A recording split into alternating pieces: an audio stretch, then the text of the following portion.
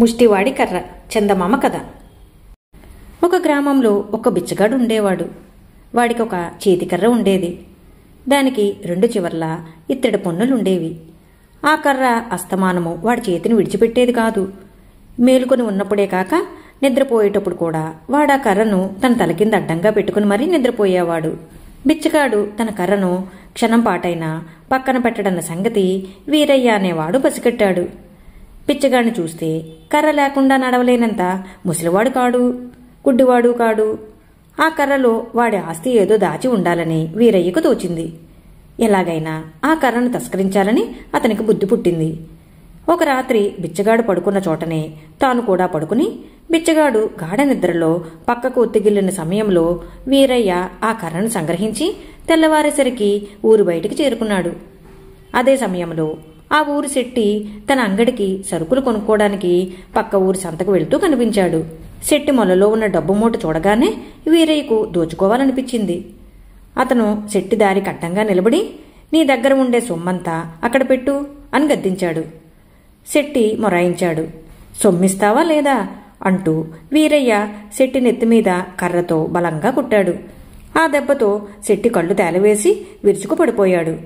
శెట్టి బొడ్డులో ఉండే మూట లాక్కున్న వీరయ్యకు శెట్టి చచ్చాడన్న భయం పుట్టింది. ఎవరన్నా చూస్తారని అతను ఆ కర్రను అక్కడే వదిలేసి పారిపోయాడు. కొద్దిసేపటికి శెట్టికి స్పృహ వచ్చింది. తన నెత్తిన కర్రతో కొట్టిన దుర్మార్గుడు తన బొడ్డునున్న 10 రూపాయలు కాజేశాడు. కాని వాడు తన కర్రను వదిలేసిపోయాడు. శెట్టి ఆ కర్రను తీసి పరీక్షించాడు. కర్ర బాగా బరువున్నది.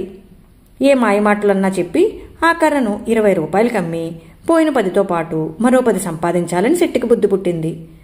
అతను పొరుగురు కంసాల వద్దకు వెళ్లి, ఈ కర్రలో ఖరీదైన రత్నాలున్నాయి. శాస్త్ర ప్రకారం వాటిని నేను అనుభవించరాదట.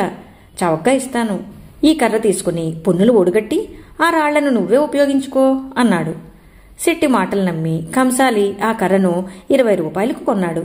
కంసాల దుకాణంలో శెట్టికి కంసాలికి జరిగిన సంభాషణంతా వీధిలో ఉన్న దొంగవెదవులిద్దరు విని ఆ రాత్రి కంసాల ఇంట ప్రవేశించి ఆ కర్రను దొంగలించారు. వాళ్లు దాన్ని ఊరు బయటకు తీసుకుపోయి దాన్ని ఇత్తడి పొన్నలు ఓడగొట్టడానికి, లోపల ఉన్న రత్నాలు పంచుకోవటానికి నిశ్చయించుకున్నారు. కాని ఆ పొన్నులు ఊడి వచ్చే మార్గం కనిపించలేదు. ఇంతలోపునే వాళ్లకు పంపకం విషయంలో అభిప్రాయ భేదాలు వచ్చాయి. ఎవరు మటుకు వారు తనకెక్కువ వాటా రావాలన్నారు. అది కోట్లాటగా పరిణమించింది.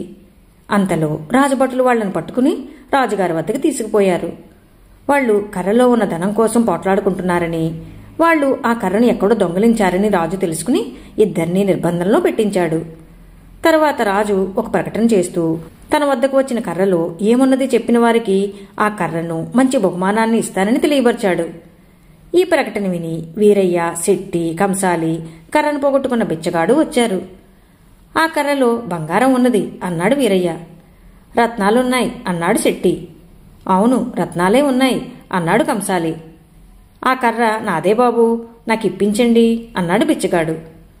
అందులో ఏమున్నది అని రాజు బిచ్చగాడిని అడిగాడు. ముష్టివాడి చేతికర్రలో ఏముంటుంది బాబూ, అందులో ఏమీ లేదు, కాస్త గట్టి కర్ర.